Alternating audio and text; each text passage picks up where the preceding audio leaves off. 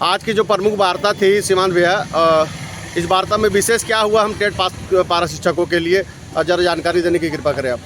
देखिए, आज TET pass की ओर से हम लोग कुल 8 सदस्य जो है वार्ता में गए थे। 11:30 बजे तय समय में वार्ता प्रारंभ हुई और वार्ता में सबसे पहले जयंत मिश्रा जी के द्वारा बताया गया वेतनमान के विषय पर कि ये लोग जो है हाई कोर्ट में इनका एक मामला था, उस मामला में इनको इनके अगेंस्ट में तीनों जो इनकी बातें थी, रेगुलाइजेशन, मिनिमम ऑफ पे scale and same work and same पे, तीनों विषय पर इनको हार मिली है। तो उस विषय पर हम लोगों का जो ग्रीवांस हम लोग रखे कि भाई कोर्ट की जो प्रोसीडिंग थी और कोर्ट की जो जजमेंट थी उसमें साफ लिखा हुआ था कि ये टोटली पॉलिसी मैटर है, स्टेट कैन डिसाइड, और स्टेट यहाँ तक कि रिवाइज्ड पे स्केल भी उस पर जारी कर सकती है। ये उनका जजमेंट में जिक्र है जिसको हमने पढ़ करके सुनाया। साथ ही साथ हिमाचल प्रदेश के जो सुप्रीम कोर्ट का जजमेंट है पवन चंद्र नेगी का, उस जजमेंट के कुछ पॉइंट्स थे, उसको भी हमने बताया कि इनिशियल स्टेज में जिस तरह से हिमाचल प्रदेश की जजमेंट में जिस तरह से वहाँ भी इनिशियल स्टेज में रेगुलाइजेशन का जिक्र नहीं था, लेकिन उन लोगों की कोई गलती नहीं थी, ये सुप्रीम कोर्ट ने माना था और उनको रेगुलाइजेशन मिला था। इस बात को हमारे जो शिक्षा सचिव, वर्तमान में प्रभारी शिक्षा सचिव है उमाशंकर सिंह जी, उन्होंने इस बात को स्वीकारा। और जो वेतनमान एक तथाकथित जो कोर्ट का हवाला देकर के हम लोगों को जो है मृत घोषित कर दिया गया था वेतनमान को, उसको हम लोगों ने जिंदा कराया और पुनः वह महाधिवक्ता से परामर्श लेने की बात कही। और विभिन्न न्यायालयों में जो न्यायाधीश है उन्होंने कहा कि अलग अलग हाई कोर्ट्स में आपके जजमेंट्स हैं, अलग अलग सुप्रीम कोर्ट में भी अलग अलग प्रकार के जजमेंट्स आपके हैं। उन सभी न्यायाधीशों का हम अवलोकन करेंगे और अवलोकन करने के उपरांत आप लोगों के वेतनमान के विषय पर हम लोग चर्चा करेंगे। हम लोगों ने यह भी ग्रीवांस रखा कि भाई 11 और 14 दिसंबर की जो वार्ता हुई थी, उस वार्ता में दो चीज़ें वेतनमान के बीच में अड़चन आ रही थी।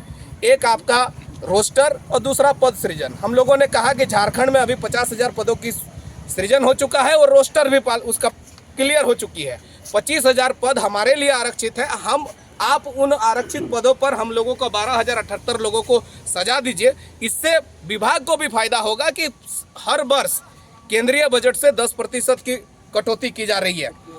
आप उच्च मानदेयधारी टेट पास को अगर योजना से गैर योजना में लेकर के जाते हैं तो आपको जो मानदेय की राशि बचेगी उससे हमारे जो दूसरे साथी हैं उनको भी आप इससे डिस्ट्रीब्यूट कर सकते हैं। और ये जो हमारा प्रपोजल है ये नॉट ओनली फॉर हमारे लिए है, ये विभाग के लिए भी है, सरकार के लिए भी है। सरकार के लिए भी एक एम्पल अपॉर्चुनिटी है कि हमने इनको वेतनमान दिया। तो ये ग्रीवांस जब हम लोगों ने रखा, इस पर भी माननीय सुदीप सोनू जी ने स्वीकार किया और हमारे निदेशक महोदय ने भी इस बात को स्वीकार किया है और शिक्षा सचिव भी स्वीकार किया है।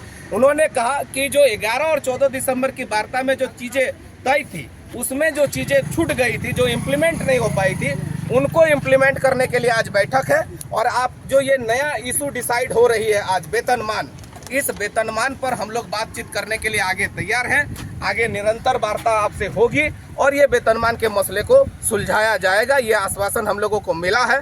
दूसरी, हम लोगों ने जो उच्च मानदेय जो हमारे 628, 125 दोनों लेवल के टेट पास जो लोग थे उनके लिए भी हमारे बात रखा गया था, उस पर भी आश्वासन मिला है कि उनको उच्च टेट पास का मानदेय मिलेगा।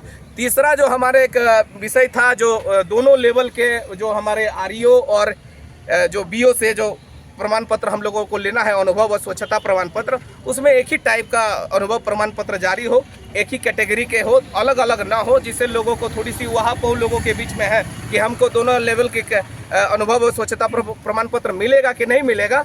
इस पर उन्होंने सहमति है, प्रोसीडिंग में भी आ गई है।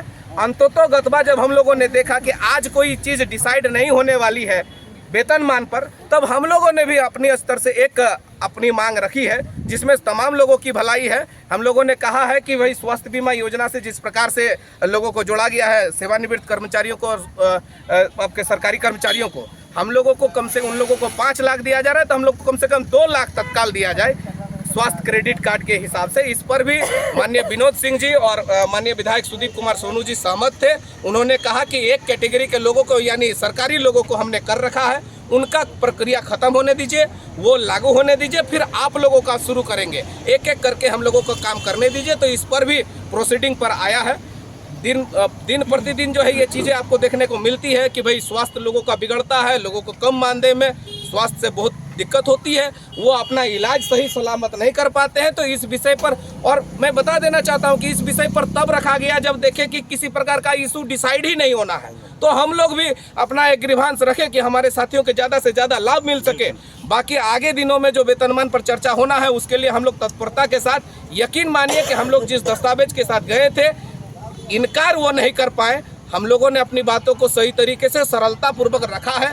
आगामी दिनों की अगर बैठक होती है तो निश्चित तौर पर वेतनमान पर हम लोग कहीं ना कहीं सफलता हासिल करेंगे। अभी आप जिस बैठक में गए थे अड़चने भी आई हमारे और कुछ संघ के द्वारा, जरा अड़चनों को बताने की कृपा करें। बिल्कुल, जैसे देखिए जब हम लोगों ने 25,000 सीटों पर अपना दावा ठोका तब वो कह रहे हैं कि हम लोग भी एलिजिबल हैं।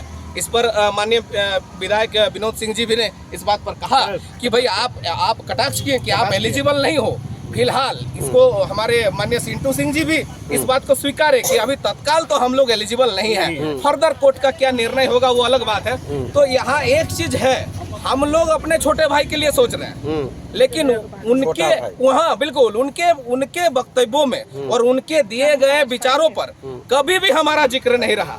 किसी ने नहीं कहा कि हाँ महाधिवक्ता का परामर्श पूर्व में भी ली गई थी, उनका लिखित परामर्श आया था, टेट के फेवर में आया था, इसको देख लिया जाए। जब हम लोग कह रहे हैं इस पर किसी ने भी एक बार सहमति नहीं दिया। ये अफसोस की बात है। इससे पूर्व हम लोगों ने विधानसभा में बैठक की थी, विधानसभा में हम लोगों ने तय किया था, वहाँ उस बैठक की फोटो भी चारों तरफ जा रही है, उसमें वायरल हो रही है। उसमें हम लोग बताएं कि भाई वेतनमान, अगर वेतनमान पर बात नहीं होती है, आगे बढ़ते हैं तो हम लोग रुकेंगे, दूसरे विषय पर बात नहीं करेंगे। लेकिन टेट सफल सहायक अध्यापक के द्वारा इसका पालन किया गया और एवं टेट सहायक अध्यापक संघर्ष मोर्चा, समन्वय समिति, तीनों टेट के जो संगठन थे उनके द्वारा इसका पालन किया गया। अन्य संगठन आगे बढ़ गए, दूसरे इशू पर चले गए, जिससे जो है जो जिस प्रकार का हर बार होता है वही चीज हुआ। अगर हम लोग अड़ते कि नहीं पहले आप वेतनमान पर डिसाइड कर लो तब आप दूसरे विषय पर जाओगे तो शायद कुछ हो सकती थी। मैं भी हमारी रणनीति सर आगे की जो रणनीति होगी सर, जो हमारे अन्य संघों के साथ बैठक करने की